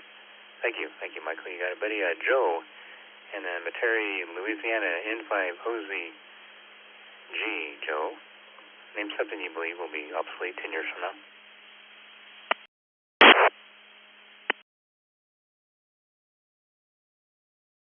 Well, good evening, Net Control and everyone in that. I'm at mine trying, and even though people are saying cash, I'm going to say cash too, but I think cash is still going to be around for quite a long time. So I really don't know. That's a very good question, but it's an interesting net, and it's headed into better be the suburb of New Orleans.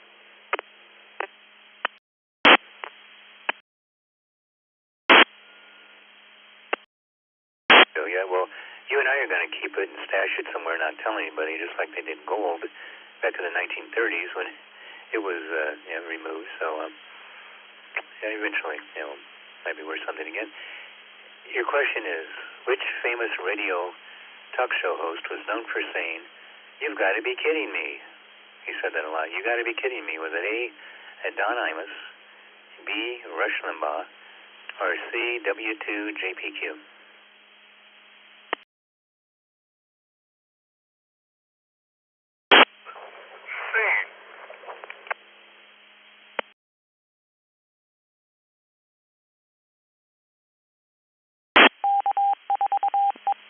Vicky, does Dick say that a lot?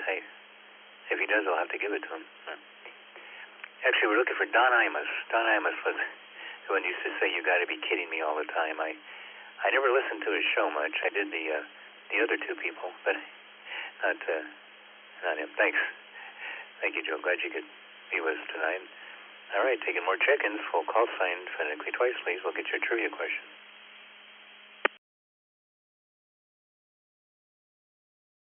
This is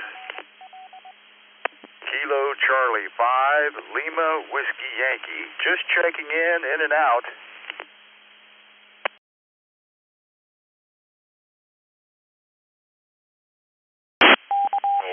For India Tango Alpha, Kilo 4 India Tango Alpha.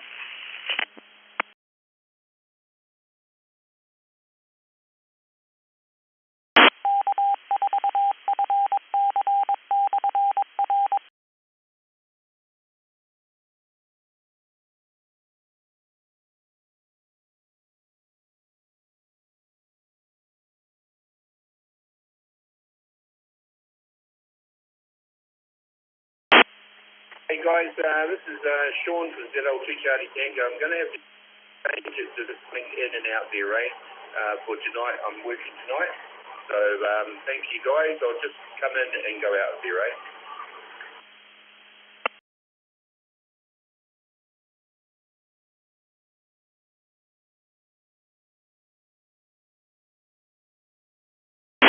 Okay, Sean, I got you down. I think we got you earlier, but we got you this time for sure. And two more checking in. We have Andrew in Galveston, Texas, was in and out, KC5LWI, and Leo in Fort Lauderdale. Welcome back, Leo. K4 ITA. The question of the night is, name something you believe will be obsolete 10 years ago. What do you say, Leo? K4 ITI.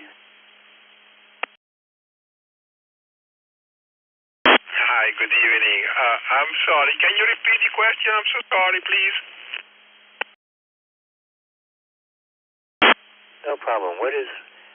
Name something you believe will be obsolete 10 years from now. We won't be using it anymore. Way of the dinosaur. What do you think?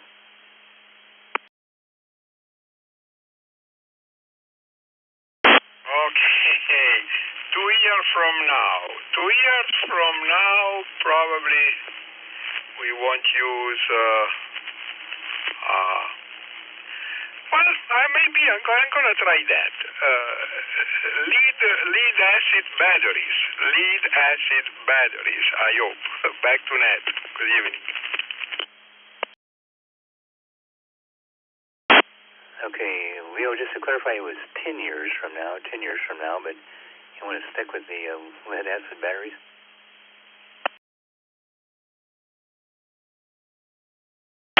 Oh, yeah, absolutely. 10 years from now? Yes, definitely so. Lead acid battery, stick to that. Back to net control.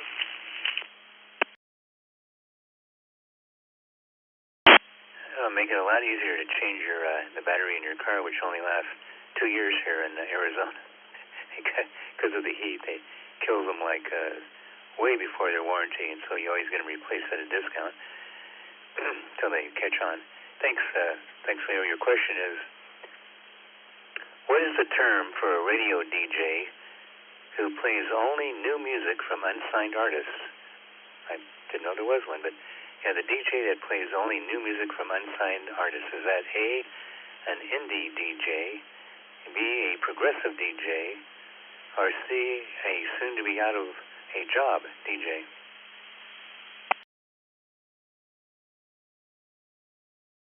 Okay.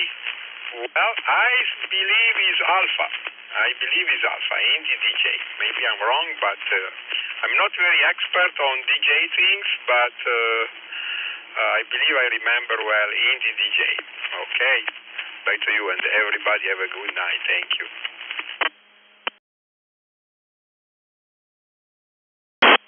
Well done, Leo, and thanks for joining the net. You are correct. Yeah, I would say an indie DJ only plays new music from unsigned artists, and of course you can catch them anywhere online or on the music channels these days, but yeah, they were kind of rare in the past. Thanks, buddy, appreciate it. Well, that's the end of my list again. This is W7 FTM in Scottsdale, Arizona. Taking more check-ins to the Saturday Night Trivia Net. Full call sign phonetically twice, please.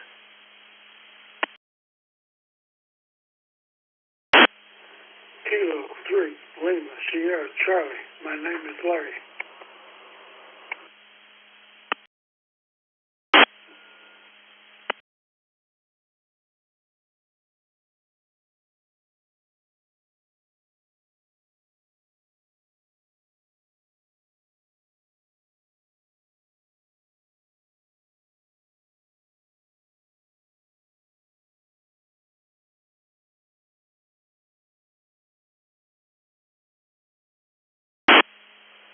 Larry in Bowling Green, Kentucky, K3LSC. And welcome back, buddy. Glad you can make it back to the Saturday Night Trivia Net. The question of the night is, name something you believe will be obsolete 10 years from now. Hopefully not motorcycles, because Bowling Green kind of depends on those for their income part of the year.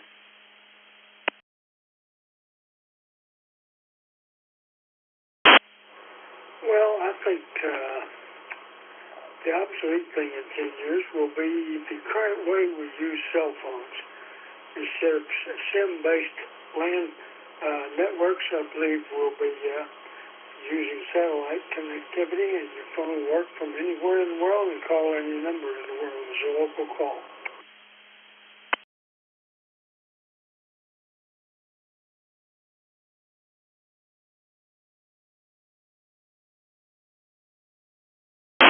That's another one. Thanks.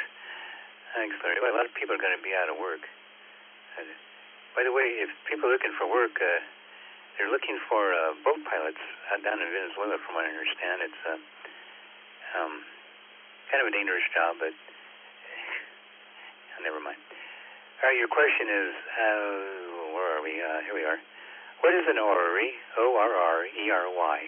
An orrery, I hope I'm pronouncing it right. Is it A, a nesting site for ospreys? B, a mechanical model of the solar system that illustrates or predicts the relative positions and motions of the planets and moons? Or C, a lecture hall at a university used for oral debates? Hey, good thing I'm not debating anybody. Is it an orrery? What is an O-R-E-R-O? O-R-R-E-R-Y, orrery.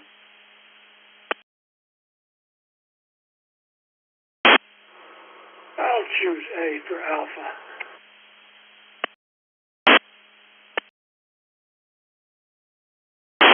You know, as a astronomy buff, I should probably know this, but it's B, a mechanical model of the solar system that illustrates or predicts the relative positions and motions of the planets and moons. They used to have them in the old days before computers, and a lot of them are really elaborate in museums, and they look like something that Leonardo da Vinci would design. But yeah, that's an orrery.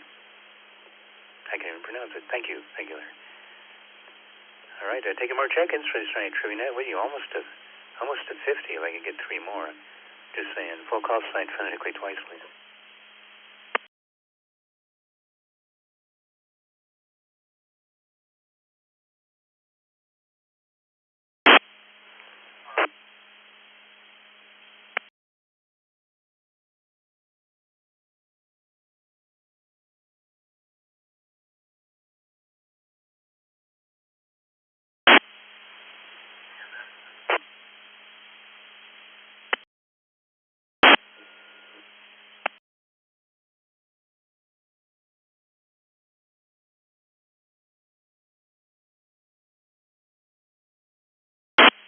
Somebody trying to check in. We couldn't go and get you. Try it again.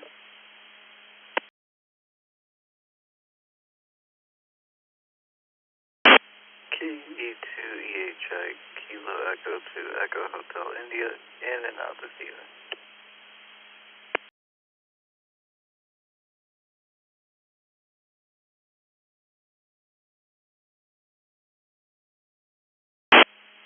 Thank you, Joe. KE2EHI in Newark, in and out. Anybody else want to be in and out or check in and get a question? Phone call signed phonetically twice, please.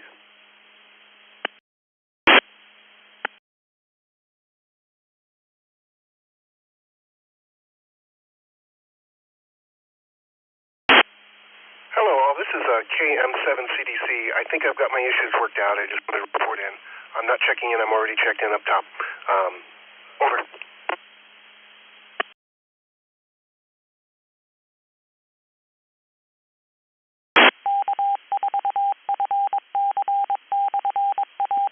Yeah, no problem. Yeah, you were in and we gave you an in and out, but now that you're here, the question of the night is, name something you believe will be obsolete 10 years from now. KM7 CDC Ben.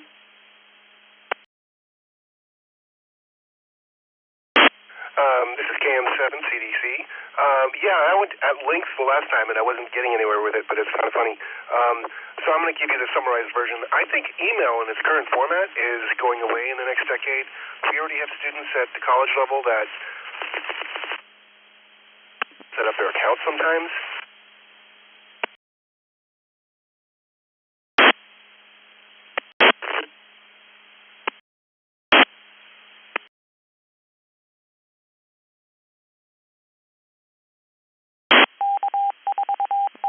All right, got you down for the email. Yeah, it dropped out a little bit, so we'll get a question here real quick, and hopefully this will work. This Academy Award-winning film is about a young single mother who agrees to help unionize her textile mill despite problems and the dangers involved. Is that A, Places in the Heart, B, Norma Ray, or C, Heroes?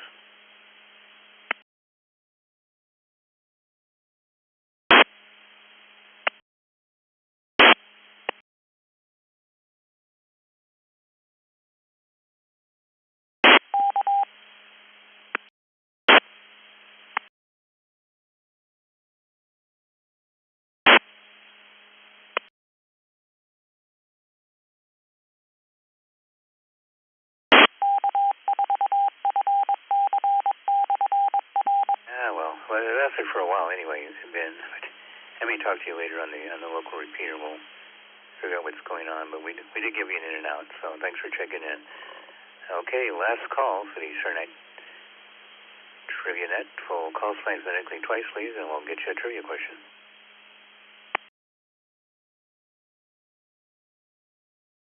Kilo Alpha 5, Alpha Uniform Delta. Kilo Alpha 5, Alpha Uniform Delta.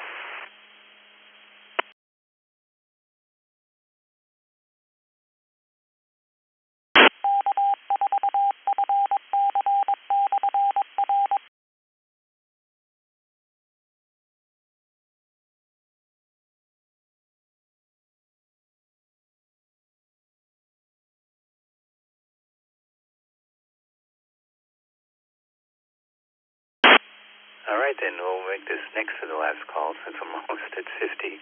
Stephen in Houston, KA5AUD. Welcome to the Cernite Trivia Net. I'm glad you can make it. The question tonight is, name something you believe will be obsolete 10 years from now. I believe the penny's on its way out. Back to you. I still have a bunch of the old copper ones here. A lot of them I found with a metal detector. Yeah, it was interesting. A lot of pennies under the ground there, and they're copper too. All right, Stephen, your question is, let's see, he survived 2 plane crashes 24 hours apart and walked away from the second one carrying a bottle of gin after being presumed dead. Who are we talking about? Was that A, Winston Churchill, B, novelist Ernest Hemingway, or C, John Wayne? I'm going to go with Bravo.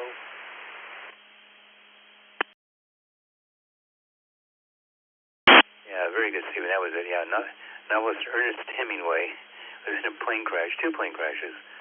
Walked away from the second one carrying a gin and saying, damn, I was in the second plane crash. Yeah. Don't find too many people like that anymore these days. Thank you, Stephen. All right, now let's check in. Full call sign phonetically twice, please. We'll get your trivia question. Come now.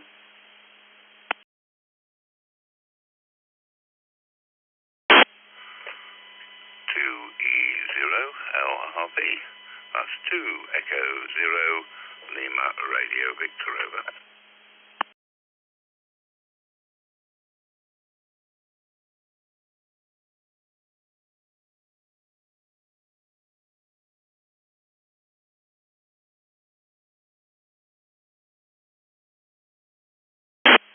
Thank you, Les. 2E0 LRV. Redditch, Worcestershire, England. I hope there's not a longer. I know the town names there tend to be kind of long, but hopefully I got it all because we only have a certain amount of screen I can look at. But fill us in if not. Anyway, welcome to the Cernite Trivia Net. And if you would please name something you believe will be obsolete 10 years from now.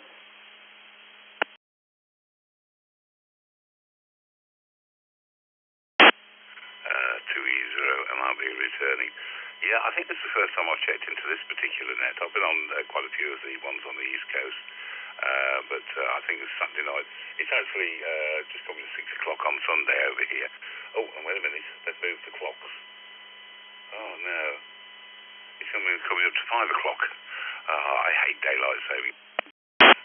Things are going to go obsolete in the next 10 years. This will be controversial. Electric cars, back to net control.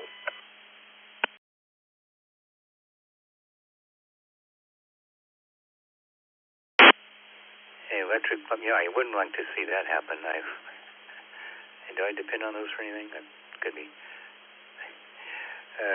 Electric, yeah, you're right. Now that people know more about them, it probably won't last too long. Thank you, Les. All right, your question is, you might know this one. What is Newton's law? Newton's law. A, for every action there is an equal and opposite reaction. B, a body wholly or partially submerged in liquid is buoyed up by a force equal to the weight of the displaced liquid. Or C, anything that can go wrong will go wrong.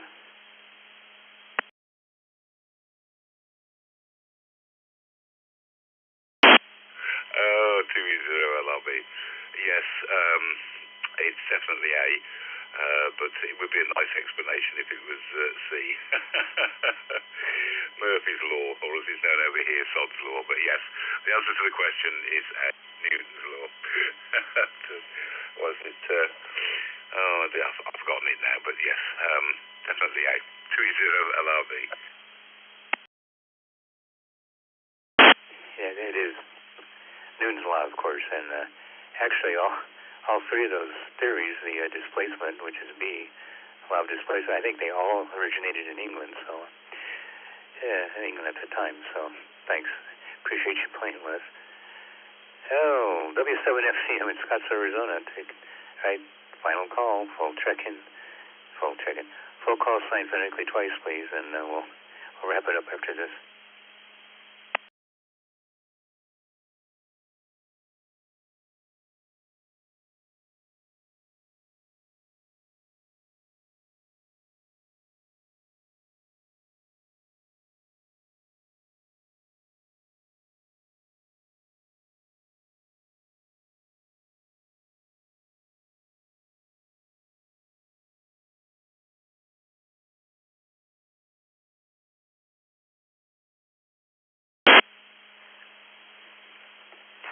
VK2 AAL, VK2 Alpha Alpha Mike. Listening.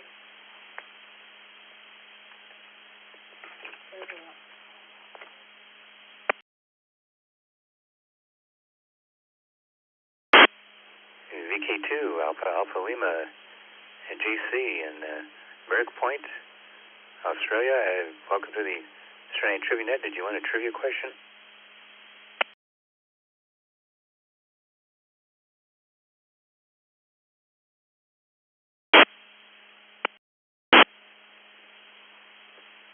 Yes, VK2 AAL returning. They were just trying Echo Link out. I've used it a long time ago, but not much lately, and I'm just checking if it's still working.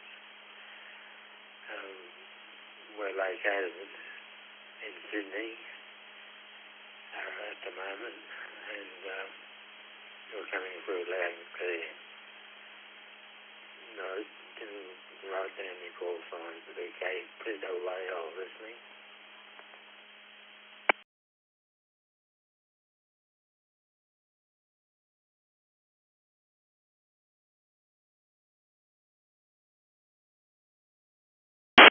Okay, no problems then. Yeah, you're sounding good actually over here on the East Coast Reflector. We'll give you an in and out, and with that we'll call it that, and let's see how we did tonight.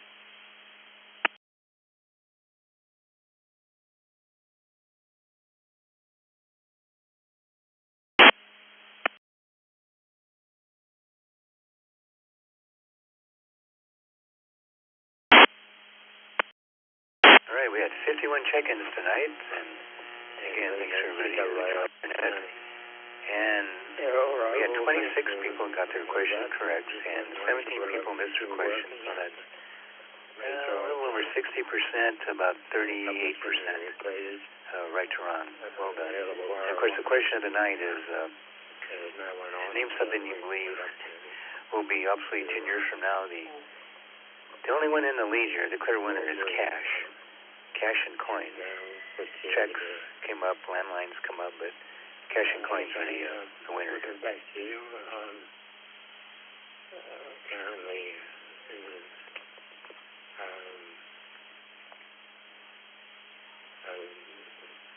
all aged care is here, and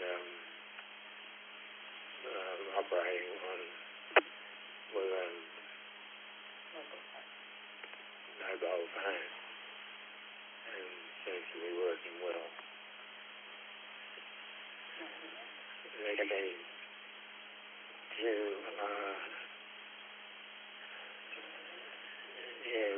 the line to the VK2 AAL listening.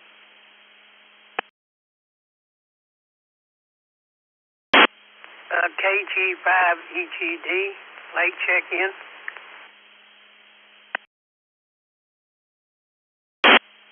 Well, Thanks again, You're a little early. We're going to get started here in just about 2 minutes. So we have Alvin in Houston. Checked in late. Thanks, buddy. You made it just under the wire. And it was the call sign again?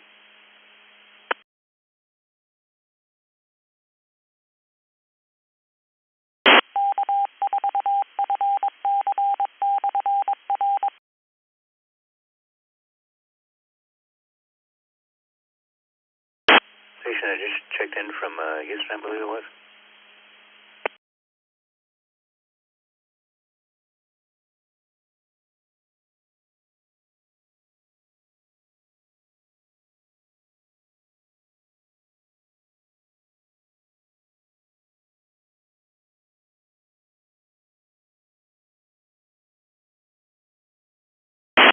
That's strange. Even I got disconnected. Station in Houston, try it again.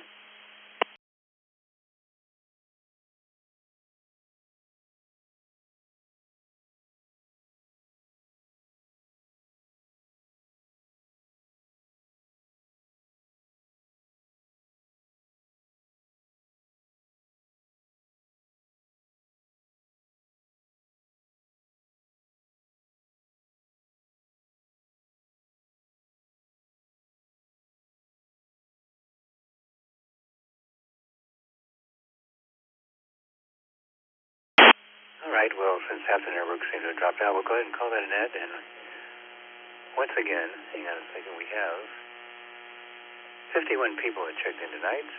Thanks to everybody who did. And 26 people got their questions correct, and 17 people missed their questions of those who answered the questions.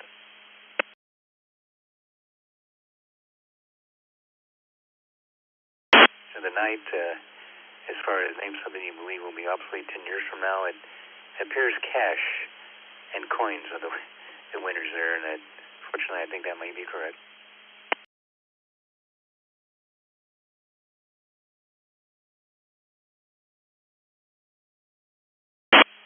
Once again, I'd like to thank everybody who was here tonight, with special thanks, of course, to K8 VKY for logging the net.